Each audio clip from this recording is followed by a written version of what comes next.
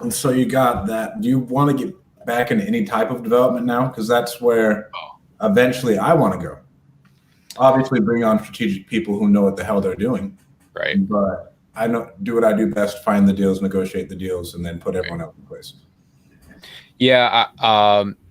If I do, it'll be with a team in place and me as the business owner and not running the jobs. That's for sure. I don't have any plans of doing that right now. You know, when after all this happened, I was done with real estate. I was completely done. I said, you know what, this isn't work it. This isn't worth it.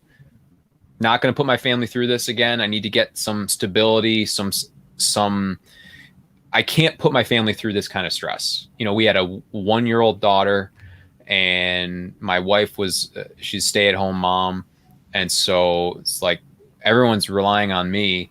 Like I can't put everyone through this again. I just need to provide some stability here. So after it was all over, I went back into the medical device field, and I had no intentions of getting back into real estate.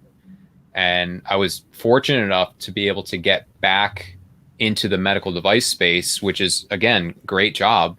Um, and that started up just at about a year ago, 1 year ago. And then everything was going great. They had created a new position just for me to come back to the company. Everything was going really well. And then COVID hit and everything shut down. And so, you know, we were going into surgeries, and then suddenly every single one stopped and we had no more work.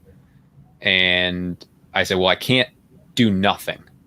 I have to do something. I have all this debt. I have to pay it off. I'm not just going to sit around and do nothing. Because he was still paying me a salary. My boss at the time, he was still paying me a salary, but I wasn't eligible for any commissions because there were no surgeries going on. And so I said, well, I have to do something. And I said, well, real estate, I know there's so much opportunity there. And I know there's still a ton of people that are doing really well in it. And wholesaling, the margins were always good for me, but I really didn't like it when I had done it before. It wasn't ever a good process for me or the sellers.